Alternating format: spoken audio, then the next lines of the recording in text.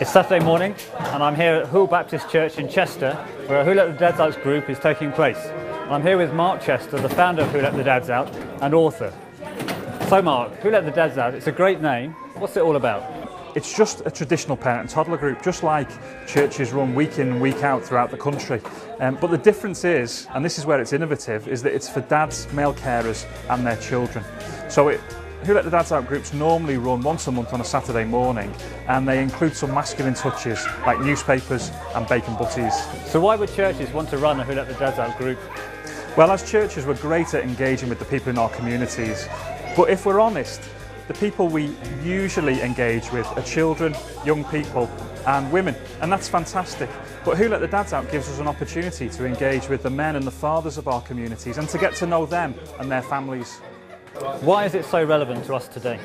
Well, it is relevant today, but I don't think it's just today, it's always been relevant. Because the last verses of the Old Testament talk about turning the hearts of the fathers to their children and the hearts of the children to their fathers. And I think that's not just about the father-child relationship, that's about creating strong families, strong communities, ones in which faith will be passed on from one generation to the next.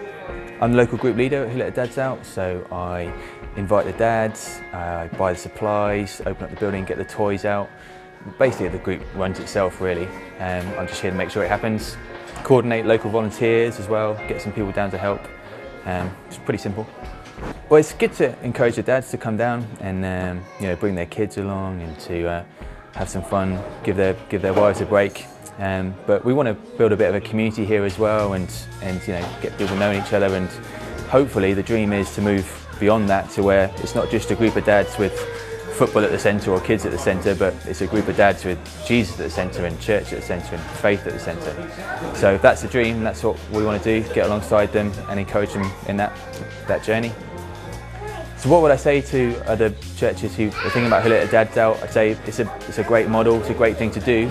I'd say I think seriously about how you want it to work, how you want it to be a discipleship tool. And if you can see logical steps to people come to Who Let the Dads Out and then becoming part of your church community, then go for it, because I thoroughly recommend it and it seems to work. I suppose what I like probably is the fact that I get to go out and spend some time with the kids and get to interact with them. So I spend a lot of time away from home during the week, so it's just that time, just me, myself and the kids.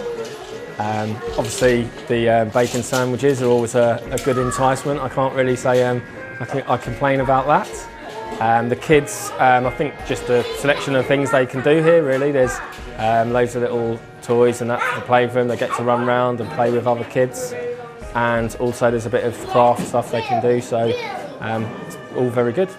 My name's Helen and I work in the kitchen at Who Let the Dads Out, serving bacon butties and tea and coffee, drinks for children and biscuits, and just interacting with the dads who come in and their children. I feel it's important because it's really good to interact with dads and to let the men get on with their job, and for me to be in here is important. It's a nice sort of two-way thing. We have lots of chatting and enjoying just sort of drinking and eating together, and just have lots of chats about all sorts of things. So how can coming to a Who Let the Dads Out session lead to faith being passed on from generation to generation? Well, Who Let the Dads Out is just a starting point. So we've developed a number of follow-on activities too. So to begin with, we have SODA Club, and SODA stands for Schools Out, Dads About. And that's a club for fathers and their children normally in the early years of school. And then we have Daddy Cool, which is a 5-session parenting programme. The last session is about passing on your values and beliefs to your children. And our hope is that will whet the man's appetite to explore his own faith. Because then we have Soul Man, which is an opportunity to explore faith and spirituality in a bit more depth.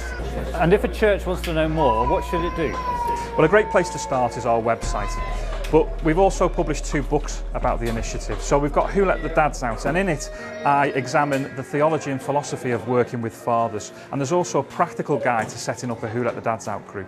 The second book is called Schools Out, Dads About, and that includes information on how to set up a SODA Club.